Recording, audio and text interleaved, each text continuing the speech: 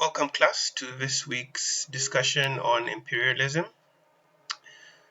For today's session, we will begin by defining what imperialism is, and we'll then talk about capitalism and nationalism within the framework of our class session.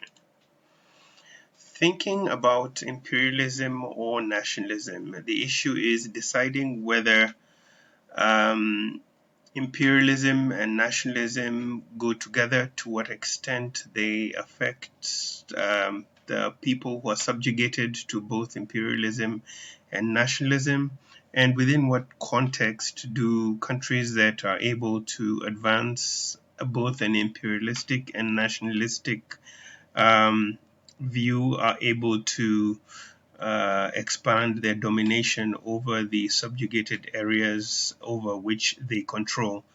This week, we will be thinking not only of imperialism and nationalism, but also of the broad perspective of separatism within the framework of nations within nations. In other words, for example, how the Chechen nation is constructed within the broader nation of the former Soviet Union before 1991 and modern day Russia, thinking of other separatist movements within nations, the Kurds in Kurdistan, and the challenges with Kurdistan across a range of different national boundaries in Iran, in Iraq, in Turkey, and in Syria. And thinking of successful secessionist movements, for example, those in South Sudan and also in East Timor. So look at this cartoon video here, actually the cartoon caption, and thinking about exactly what the cartoonist is trying to depict, deciding whether the picture depicts imperialism or nationalism. Um, what's the difference? Does it make a difference? And what's the impact when we think about different countries around the world?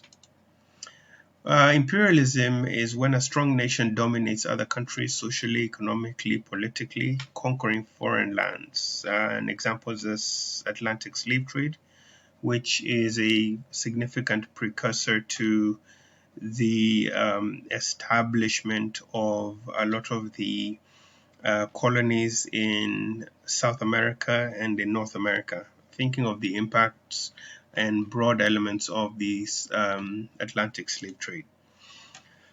Capitalism as an economic system in which the means of production are privately owned and operated.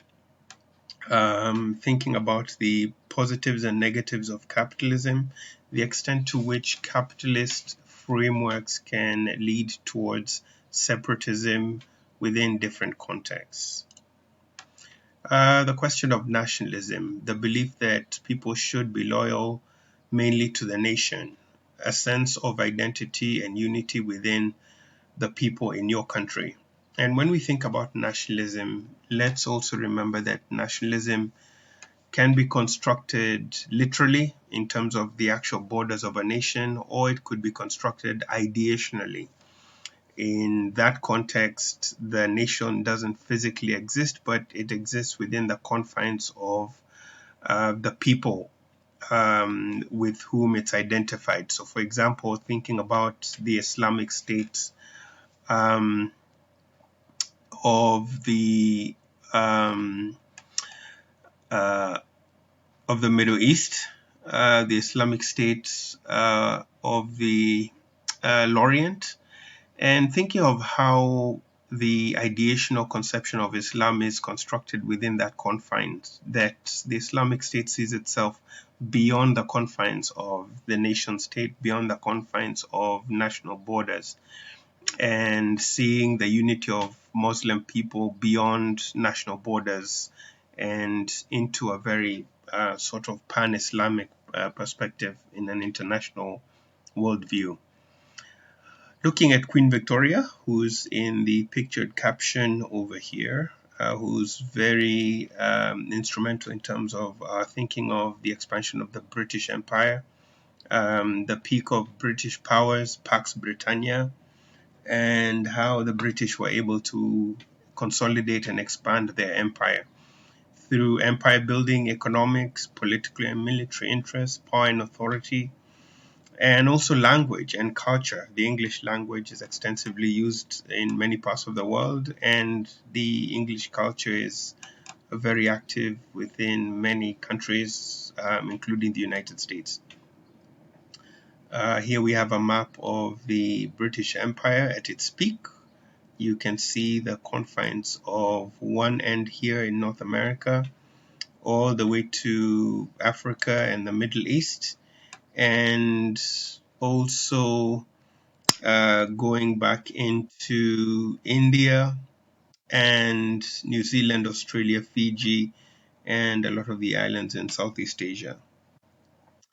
Think of imperialism in Africa, the different elements of British rule in Africa, all the way from the Cape um, Coast, Cape Town in South Africa, all the way up to Cairo in North Africa.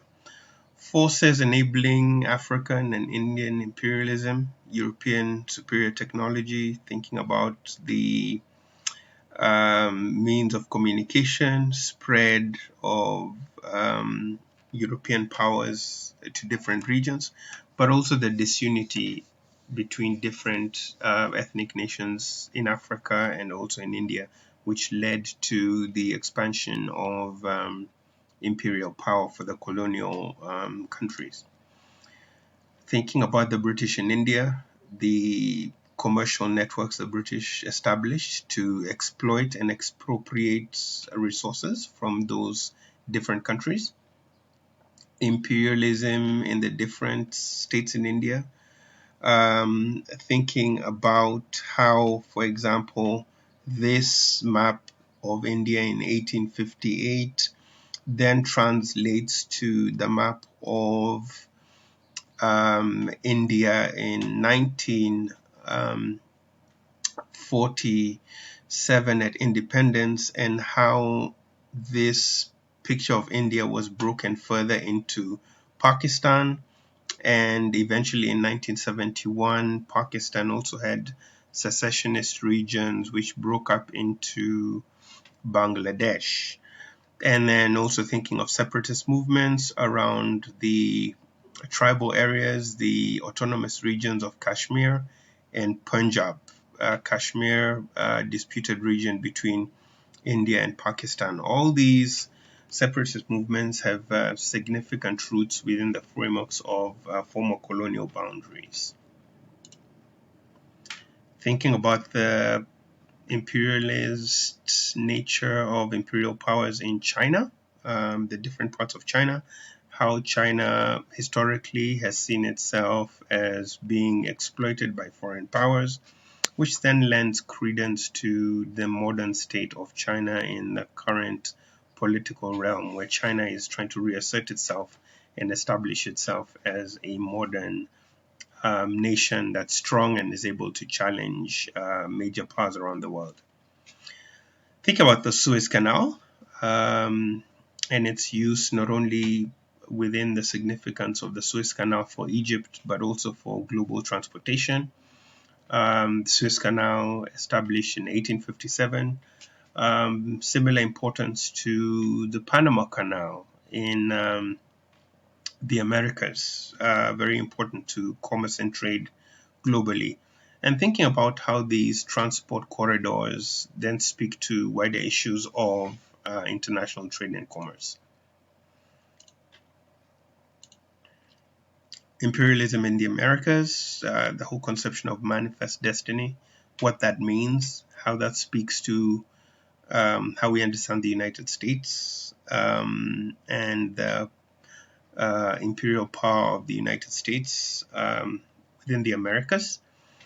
The issues around America moving from being a continental power to being a regional power, with not only with the Monroe Doctrine in the early 1800s, but eventually at the turn of the 19th century, with the United States taking over a lot of Spanish territories.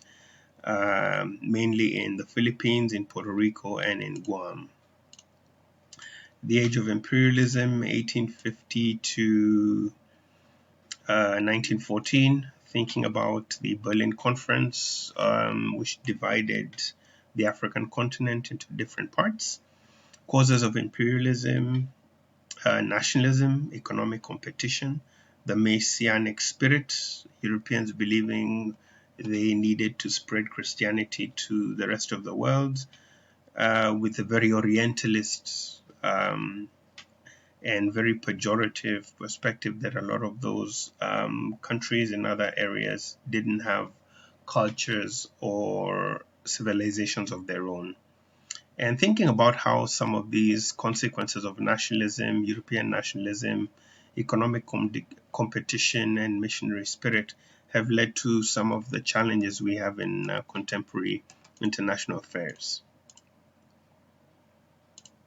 A bit more here on the age of imperialism and its economic context.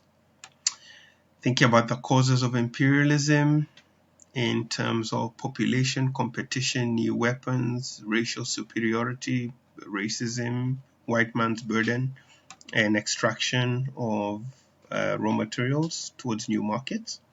The effects of imperialism, spread of European culture, um, concentration of European wealth, wars over land and resources, which we can see in the modern day in the four areas I highlighted: South Sudan, East Timor, Chechnya, and Kurdistan, the British Empire, which included the United States and Canada at some point, and the continued growth of European race implied policies of social class in place are some of the effects of colonialism.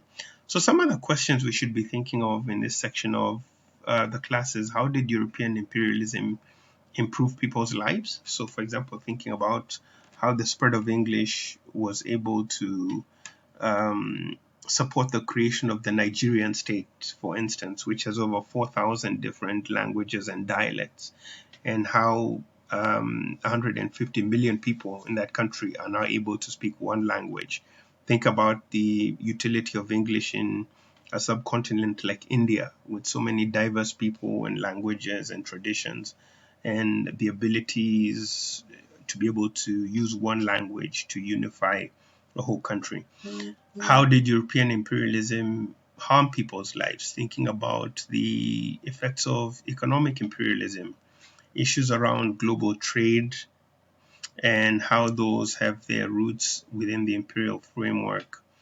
Um, Thinking then about how industrial revolution gave Europeans an edge over other cultures and other regions of the world, how they were able to exploit and extract resources, whether it's human capital from West Africa to the Americas, and whether it's resources, extracting resources from um, Portuguese regions of Brazil, from Central America, Nicaragua, El Salvador, Honduras, towards Spain, and Mexico again in North America, towards Spain, and how the European powers were able to benefit from that.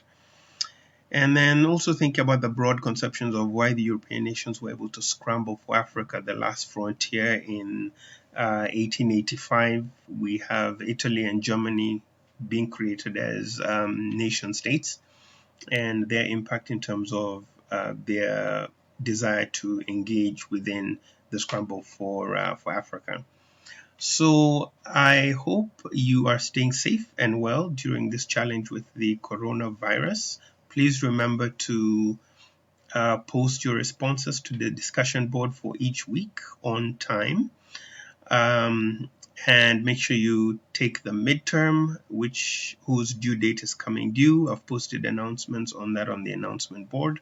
Again, stay safe, and if you have any questions, feel free to email me, and I'll be sending this class lecture out. And if you have any questions, again, email me. And I hope you all stay safe and well during this challenging time. Thank you.